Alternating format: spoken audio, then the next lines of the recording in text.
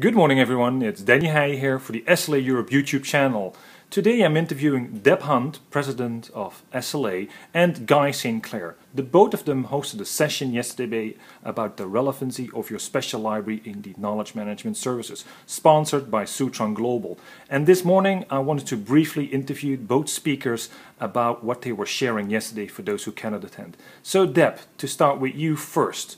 What triggered you to host a session about this topic? Well, first of all, Tony Sadat from Sutron Global had asked Guy and I to do this, but also because I believe, and I know Guy does too, that we can no longer sit back and wait for work to come to us to depend on skills that we may have had in the past. The world is changing and we must change along with it.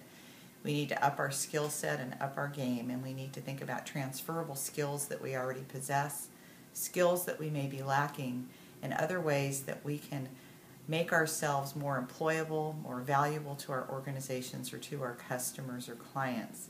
So I'm all about transferable skills. Knowledge management is just one area where we as librarians and information professionals can expand into other places that are parallel career paths, where there is a lot of money, a lot of jobs, and a lot of funding, and a lot of opportunity for information professionals. And that's why David Grossman and I have been doing these Expanding Your Career Potential workshops and created a book to go along with those called the Librarian's Skill Book. And I know that Guy will agree that we need to continually be changing and learning. You know, learning never stops. So my mantra is leap off the edge, try something new. You might fall flat on your face once in a while, but it's the most amazing journey. So don't give up. Do it, and there are skills, there are colleagues, and SLA is here to help you and me to become better professionals. So that's what I wanted to say. Okay. Thank you, Deb. And Guy, could you summarize to the viewers how can we make sure that the plans we have for our libraries are in line with the strategic knowledge management vision of our organizations? I'm very happy to do so, and thank you for inviting me to participate this morning.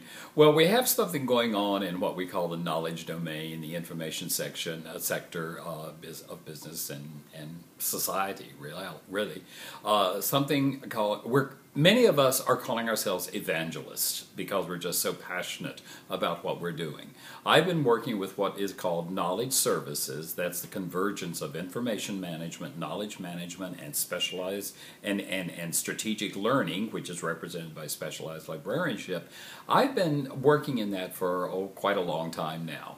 And recently at my company we decided that Guy would be known not only as the president of SMR International, but as the knowledge services evangelist. And that was the message that I was taking when trying to convey yesterday when I looked at what David and Deb had written and their book on skills, and I tried to segue from the discussion of skills into how we move those skills into the larger organization to ensure ourselves a role in the management of knowledge, information, and learning in the larger organization.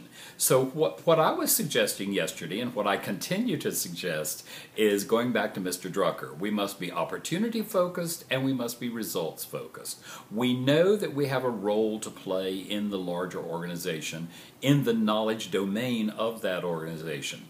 The opportunity is there. We know what the results are. It does mean sometimes there's a little bit of, we have to be a little bit skittish. We feel a little bit skittish about some of the things that we take on.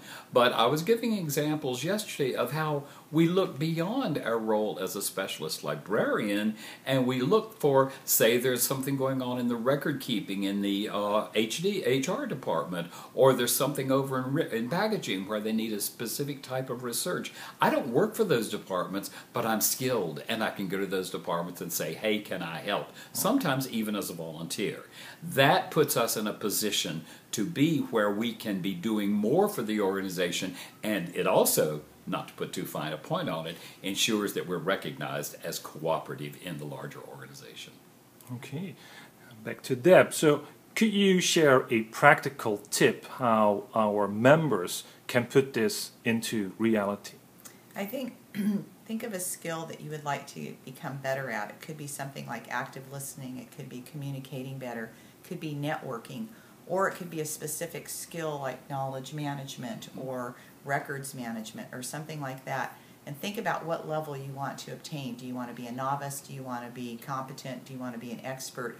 And we know how to do research, so we can find resources out there that will help us get up to speed in those skills. And like Guy said, find a place. If there's a challenge in your organization, be a problem solver. Offer to step up and do it. It's really important to do that. Okay, and same question to you, Guy. A practical tip that people can put into practice immediately? Look for what's needed in the organization. And also, we talked a little bit, I used the volunteer idea a minute ago to talk about volunteering in another department in your organization.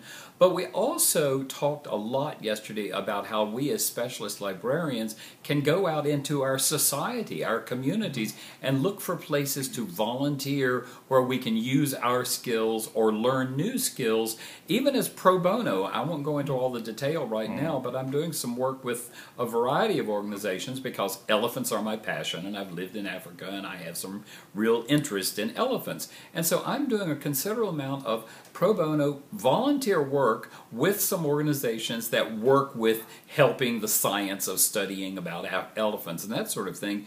Well, what are we... Of course I'm contributing, but I'm also getting something out of it because the people I'm working with who don't know me as a knowledge specialist or as a strategic learning specialist or as a knowledge services professional, they're connecting with me, and we're contributing to that research, to that effort, and it's very rewarding. And, of course, it's something I'll carry around with me.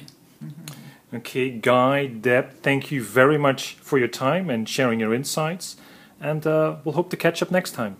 Thanks for having us. Thank you so much, Danny. We appreciate it.